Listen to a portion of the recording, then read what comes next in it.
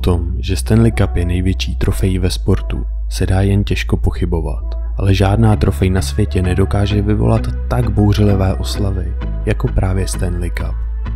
Hokejoví hráči tvrdě makají celou svou kariéru, jen aby alespoň jednou tuto trofej zvedli nad hlavu. Dlouholetou tradicí je, že každý hráč z vyhraného týmu dostane minimálně na jeden den trofej domů a může si s ní dělat, co se mu zlíbí. Většinou vypuknou bouřlivé oslavy a tihle hokejoví kluci toho využívají naplno. Ať už má pohár kdokoliv, tak pro něj platí pouze 2 pravidla: nestratit ho a nerozbít ho. I přesto se několikrát podařilo tyto pravidla porušit. Po mnohých zkušenostech se NHL rozhodla zaměstnat člověka, kterému říkají strážce Stanley Cupu, a má za úkol zajistit, aby všechno proběhlo hladce a pohár zůstal nepoškozený. Tento strážce pracuje na plný úvazek a putuje s pohárem kamkoliv si hráči zamanou. V současné době tuto práci snů vykonává Philip Pritchard. A co vlastně Philip hlídá? Stanley Cup je starý více než 125 let, je metr vysoký a váží 35 kg. Dost bylo informací o poháru a pojďme se podívat na ty nejbláznivnější věci, které kdy byly se Stanley Cupem provedeny. Za prvé, táborák New York Rangers. Snad nejdivočejší a možná nejneúctivější příběh z celé skupiny se odehrál právě v New Yorku. Rangers v roce 1940 porazili Toronto a získali trofej. Rangers díky výhře doplatili hypotéku, kterou měli na výstavbu Madison Square Garden. Aby tým řádně oslavil výhru a oddlužení najednou, tak hráče nenapadlo nic jiného, než spálit hypoteční papíry v misce poháru. Proslýchá se, že hráči Rangers na oheň poté močili, aby se pokusili oheň uhasit. To ale neměli dělat, protože touto neúctou k poháru Lorda Stanleyho se prokleli a trvalo dalších 54 let, než se jim podařilo trofej znovu zvednout nad hlavu. Za druhé, nehoda Draperova dítěte.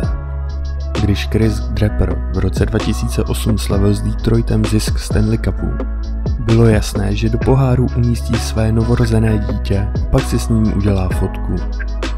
Bohužel načasování asi nebylo nejlepší, protože Draperova dcera se rozhodla, že je vhodná chvíle procvičit si trénink na noční a dcera se doslova vykálela do největší sportovní trofeje.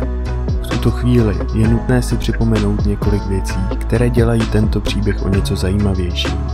Téměř každý hráč z každého vítězného týmu se z poháru alespoň jednou napije. I když bych se k ním přidal, je docela legrační představa, že bych pil z něčeho, co sloužilo jako dětský záchod. Za třetí, bazénová party Craiga Ludwiga. Když Dallas Stars v roce 1999 vyhráli Stanley Cup, tak se Carbenau rozhodl, že bude pokračovat v tradici koupání s pohárem. Pohár chtěl hodit z balkónu do bazénu. Bohužel neodhadl vzdálenost a pohár spadl na dlažbu. Pohár byl značně poškozený a důlek po tomto incidentu je dodnes na poháru vidět. Za čtvrté, oslavy Marka Messiera. Mark Messier ve své kariéře vyhrál Stanley Cup hned několikrát a vždy jeho oslava byla podobná. Pohár si vzal do svého oblíbeného klubu, kde slavil společně s fanoušky. A pohár při těchto bouřlivých oslavách utrpěl několik promáčklin. Mark ale nelenil a hned ráno navštívil místního automechanika s prosbou, aby pohár opravil. Tento automechanik opravoval Stanley Cup už několikrát a Mark Messier má tak několik svých památečních důlků na poháru. Za páté, hokejový pes Clarka Gillise. První zvíře, o kterém víme, že se mohlo zúčastnit oslav poháru, byl hodný pes Clarka. Útočník New York Islanders nasypal do poháru psí granule a nechal svého psa z poháru hodovat. Za šesté, držák na hot dogy Phila Kessla. Když Phil vyhrál s Pittsburgh Penguins svůj druhý Stanley Cup, udělal to, co by udělal asi každý z nás. Přinesl pohár na golfové hřiště a naplnil ho několika šťavnatými hot dogy. Příběh s Kesslovým hot dogem je nyní všeobecně známým momentem hokejové historie. Na Twitteru, Facebooku a sportovních webech si z této fotografie lidé dělají neustále srandu a v současné době je tato fotka sběratelským artiklem. Ano, je to tak, fotka s Philem Kesslem se dostala i na hokejové kartičky. Za 7. Canadiens mají problémy s auty.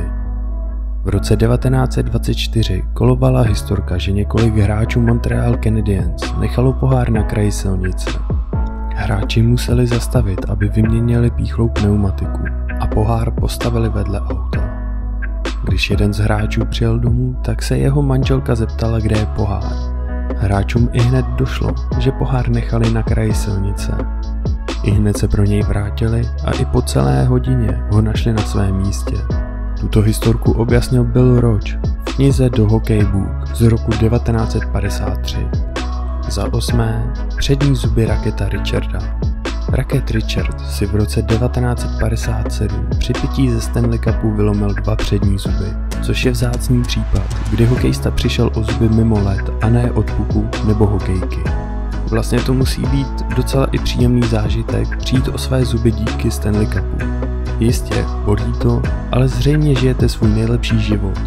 Bolest je druhořadá oproti radosti, kterou cítíte. Za 9. Křest dcery Sylvaina Lefebvre.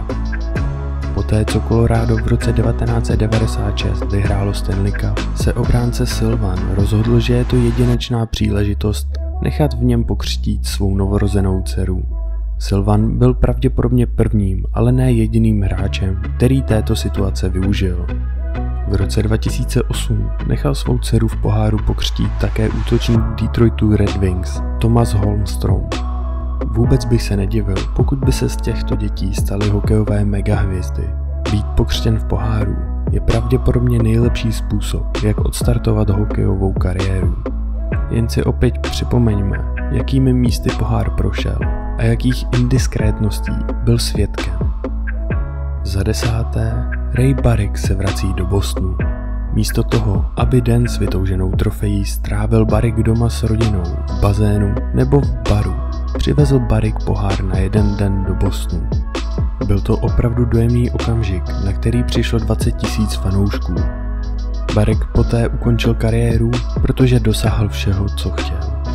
Následně byl zvolen do síně slávy a dodnes je považován za jednoho z nejlepších obránců všech dob. Za 11. Koňské závody. Když v roce 1994 vyhráli New York Rangers Stanley Cup, Eddie Olczyk přinesl pohár na dostihy a nechal koně Go Fortune jíst oves z misky. Bohužel koňovi tato motivace do dalších závodů moc nepomohla, protože kůň další ročník prohrál. Ale je to rozhodně hezké gesto pro koně, který nechápe, co hokej je. Přesto se jednalo o ikonický okamžik pro trofej i koně, protože vedení NHL krmení koňů ze Stanley Cupu zakázalo. Za 12. Selen miluje Skotskou. Selen alias finský blesk je všeobecně považován za jednoho z nejlepších a nejmilejších hokejistů. Když v roce 2007 vyhrál s Anaheimem Ducks Stanley Cup, ukázal také, jak moc miluje dobrou Skotskou. Strážce poháru byl tehdy Mike Bolt, který v jednom rozhovoru prohlásil, že Selen a jeho přátelé patří k nejlepším pijákům. Místo obvyklého piva a šampaňského se rozhodli z poháru vypít Skotskou. Selen a jeho přátelé vypili za jeden večer z poháru 12 láhví skotské. Za 13. Stanley Cup jde do války. V roce 2007 se Stanley Cup dostal do afghánského Kandaháru, aby strávil nějaký čas se statečnými vojáky, kteří v této zemi válčili. Po přistání strážce poháru Mikea Bolta a samotného poháru se zdálo, že je vše v pořádku a vojáci se s pohárem fotili. Bolt si po chvíli vzal pohár do kasáren a šel si dát sprchu. Zatímco se převlékal, rozezněl se poplach, protože základně hrozil raketový útok. Bolt v domnění, že by se mohlo jednat o cvičení, zůstal s pohárem v kasárnách a nic neřešil. Bohužel to nebylo cvičení a Bolt byl jediný, kdo se neukryl. Základna byla pod útokem, ale naštěstí se jemu ani poháru nic nestalo a příběhu se dnes můžeme jen smát. Za 14. Táborák v Torontu. Toronto oslavilo vítězství Stanley Cupu v roce 1962 typicky kanadským způsobem, a to je velkým táborákem. Je docela těžké si představit, jak může někoho napadnout hodit pohár do ohně a Ale stalo se.